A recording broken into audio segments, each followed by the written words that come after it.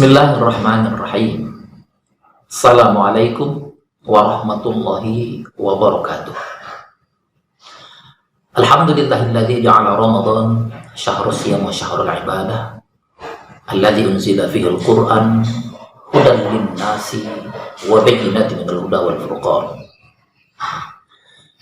Para pemirsa dimanapun berada, alhamdulillah di bulan suci Ramadan ini Allah masih memberikan kita kesehatan, masih dapat menghirup udara segarnya, masih dapat melihat indahnya ciptaan Allah.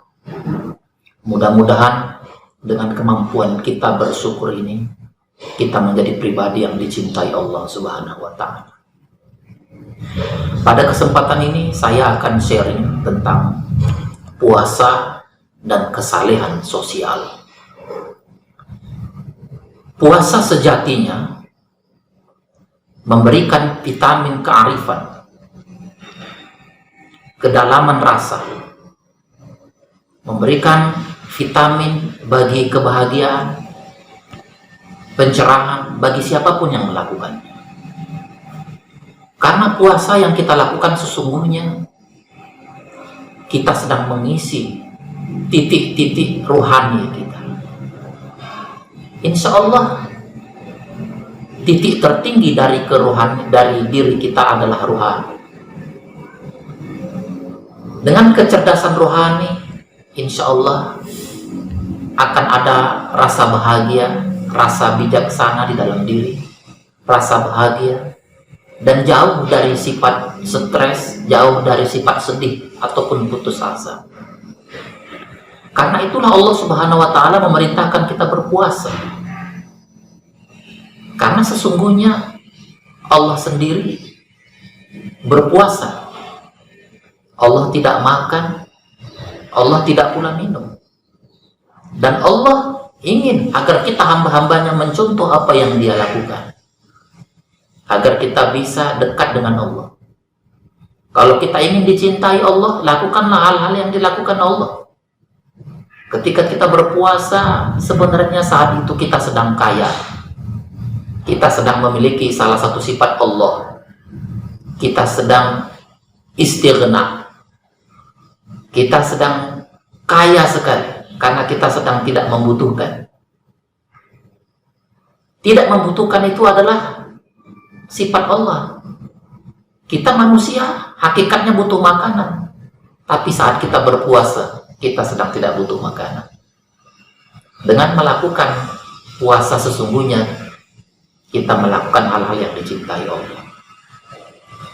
Nah, salah satu kecerdasan yang bisa dimiliki oleh orang yang berpuasa adalah rasa empati, rasa cinta, rasa kebersamaan kepada orang-orang sekitarnya.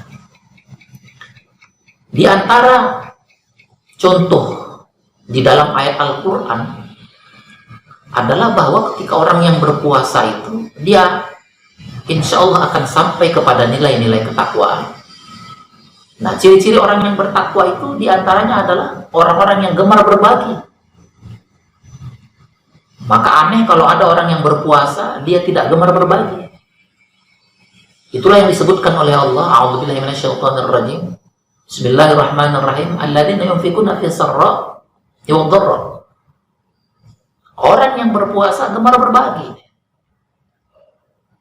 Orang yang gemar berbagi adalah orang yang cerdas secara sosial. Diikuti dengan ayat berikutnya, wal kaziminal ghaiz. Orang yang bertakwa itu adalah orang yang sanggup menahan amarah. Dan yang terakhir, orang yang bertakwa itu indikatornya adalah orang yang wal afin anin nas, mau memaafkan kesalahan saudaranya. Jadi takwa sebagai tujuan berpuasa itu bisa dilihat dari bagaimana kemampuannya dan keridhoannya, kebahagiaannya dalam berbagi, kemampuannya menahan amarah, dan keridhoannya memaafkan kesalahan saudaranya. Coba kita lihat 3 hal yang diindikasikan oleh Al-Quran keseluruhannya terkait dengan urusan kemanusiaan. Inilah betapa puasa sebenarnya menganjurkan kita menjadi pribadi yang bertakwa dengan ciri-ciri yang disebutkan tadi. Kemudian, anjuran untuk menjadi pribadi yang saleh secara sosial ditunjukkan sendiri oleh Rasulullah. Kita lihat kapan dan dimanapun Rasulullah semasa hidupnya, beliau menunjukkan bahwa ketika urusan ibadah terjadi bersamaan waktunya, dengan urusan kemanusiaan, dengan urusan sosial, Rasulullah menunjukkan ketika itu bersatu dalam satu tempat, bersatu dalam satu waktu, urusan ibadahnya bisa diringkas. Bukan justru menghilangkan ritualitas ibadahnya, tapi justru ibadah yang diringkas untuk mengedepankan urusan sosialnya. Bagaimana Rasulullah SAW misalnya ketika menjadi imam, beliau sebelum memulai sholat berjamaah itu selalu melihat ke belakang. Siapa yang ada di belakang? Siapa makmumnya? Kalau makmumnya banyak yang tua-tua, Rasulullah sering sekali meringkas sholat. Tak pernah sekalipun dalam sejarah Rasulullah mengatakan, yang tua-tua sholat di rumah. Tidak pernah. Justru yang diringkas sholatnya. Bukan melarang orang datang ke masjid. Inilah kearifan kemanusiaan ini. Rasulullah ketika menjadi imam, beliau tidak pernah egois, tidak mentang-mentang menjadi imam terus membaca ayat seenaknya sepanjang yang dia mau. Tidak, justru sholatnya diringkas karena mempertimbangkan kemanusiaan. Itulah anjuran Al-Quran sendiri dan dipraktekkan oleh Rasulullah. Jadi kalau ada orang yang berpuasa tapi tidak menjadi pribadi yang berempati, egois, merasa paling benar sendiri, berarti puasanya gagal. Tidak jarang pula Rasulullah meringkas sholatnya. Ketika dalam sholat berjamaah itu Rasulullah mendengar ada suara anak yang menangis, Rasulullah meringkas. Tidak sebaliknya melarang orang yang membawa anak-anak ke masjid. Bukan, inilah kecerdasan kemanusiaan. Tapi di antara kita aneh. Kadang-kadang baru membaca Quran sebentar di rumah, ada tamu mengetuk-ngetuk pintu, kita dengan egoisnya mengatakan biar dia nunggu di rumah. Kita lagi asik mengaji, baru sebentar mulai mengaji, kita merasa terganggu dengan hadirnya tamu. Ini berarti kita belum cerdas secara sosial. Sementara puasa itu menganjurkan kita berempati sama orang lain. Kalau sholat saja bisa diringkas, bagaimana mungkin baca Quran tidak bisa kita tutup dulu, nanti bisa kita sambung lagi, sambut tamu. Yang kedua, Islam mengajarkan agar kita menjadi pribadi yang saleh secara sosial dengan bukti bahwa ternyata ibadah-ibadah mahdoh kita kepada Allah, jika ternyata terjadi batal, ya misalnya kita sholat, kita puasa, katakanlah puasa misalnya, kalau itu batal, ternyata ibadah-ibadah mahdoh itu yang batal, yang tidak sah, itu ternyata bisa ditebus dengan berbuat baik kepada orang lain.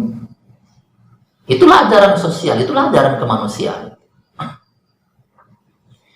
Jadi ini penting untuk bagi kita yang berpuasa. Penting sekali untuk kita yang berpuasa.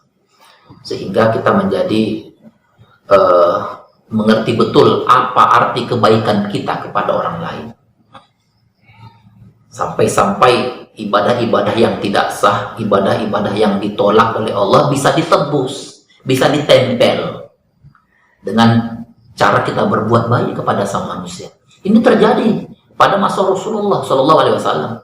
Ketika ada sahabat yang datang memberikan kesaksian, pengakuan, ya Rasulullah, saya baru saja melakukan dosa. Apa yang kamu lakukan? Tanya Rasulullah. Saya berdosa ya Rasulullah. Saya melakukan hubungan suami istri di siang hari di bulan suci Ramadan. Saat itu memang Rasulullah nampak kecewa. Tapi beliau justru mengatakan, ada dua hal yang harus kamu lakukan untuk menebus kesalahanmu di bulan suci Ramadan.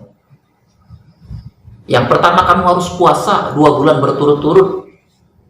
Saat itu sahabat tadi mengatakan, bagaimana mungkin ya Rasulullah, saya puasa 2 bulan berturut-turut, sedangkan puasa Ramadan yang 1 bulan saya tidak kuat.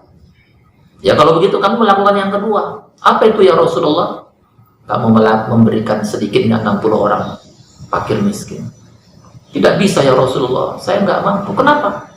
Di kampung saya lah orang yang paling miskin. Nah ini, ada sahabat mengadu dosa-dosanya, dia pula yang paling miskin. Tapi Rasulullah dengan kearifannya, ya, dengan kecerdasan, dengan tingkat empati yang luar biasa, memanggil sahabat-sahabat yang lain. Mari sahabat-sahabat, ada saudara kita yang miskin, dia perlu bantuan kita. Siapa yang mau memberi makanan silakan, yang mau memberi uang, makanan, buah-buahan silakan. Akhirnya sahabat-sahabat berlomba-lomba memberi bantuan kepada sahabat tadi. Bukan mendapatkan hukuman dari Rasulullah, justru mendapatkan hadiah. Sembari Rasulullah mengatakan, bawalah hadiah ini kepada keluargamu dan jangan kamu ulangi. Inilah bukti ajaran kemanusiaan dalam Islam. Jadi kita yang mungkin pernah berdosa oleh karena lalainya puasa kita bisa tembus sebenarnya dengan banyak berbuat baik kepada sesama manusia.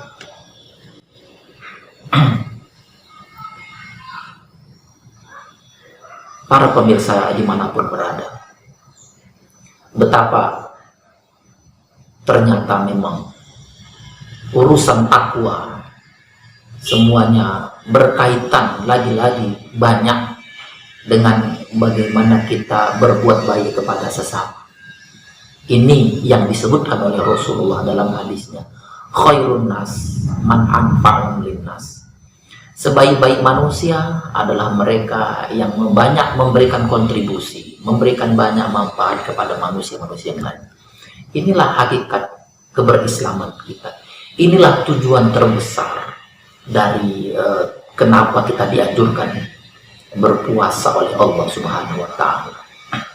Begitu juga di dalam ajaran Islam, sesungguhnya nilai pahala ketika dilakukan secara berjamaah itu akan mendapatkan nilai yang lebih besar.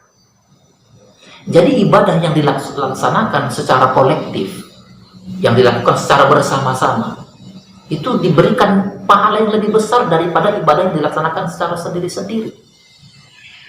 Kenapa? Karena di dalam jamaah itu ada networking, ada cara kita bagaimana membangun kebersamaan. Bahwa datang ke masjid bukan sekedar sholat berjamaah, salaman terus pulang. Ada seharusnya dialog yang dibangun, ada kebersamaan, ada rasa memiliki di antara kita semua. Karena itulah nilai sholat berjamaah itu diberikan lebih besar daripada ibadah yang sendiri-sendiri. Ini kan ajaran sosial, ini ajaran kemanusiaan, agar kita jangan suka ibadah sendiri-sendiri, seolah-olah mau masuk surga sendiri-sendiri, cari pahala sendiri-sendiri. Kalau cara pandangnya masih seperti ini, berarti puasa yang dia laksanakan masih tingkat dasar sekali. Karena itu, para pemirsa yang dirahmati Allah, kita berharap meskipun dalam suasana wabah corona ini, puasa yang kita laksanakan di bulan suci Ramadan pada tahun ini adalah puasa yang terbaik yang pernah kita lakukan. Puasanya yang sejatinya menumbuhkan rasa cinta di antara kita, kebersamaan di antara kita, rasa ingin selalu memeluk saudara-saudara kita, ingin selalu membantu, dengan menyingkirkan rasa iri, rasa dendam, menyingkirkan rasa sedih yang berkepanjangan akibat duka ataupun wabah yang kita hadapi. Karena itu, sekali lagi, mari dengan puasa yang kita laksanakan pada tahun ini menjadikan pribadi yang hebat ibadah ritualnya, tapi ibadah sosialnya tak kalah hebat. Dengan banyak berbagi, dengan memaafkan kesalahan saudara kita, dengan mendahulukan urusan masyarakat, mendahulukan urusan tetangga daripada memikirkan pribadi. Benar kata Rasulullah bahwa tidak sempurna iman seseorang itu kalau dia tidur dalam keadaan kenyang, sementara ada tetangganya yang tidur dalam keadaan lapar. Mudah-mudahan bermanfaat. Billahi taufiq wal hidayah. Wassalamualaikum warahmatullahi wabarakatuh.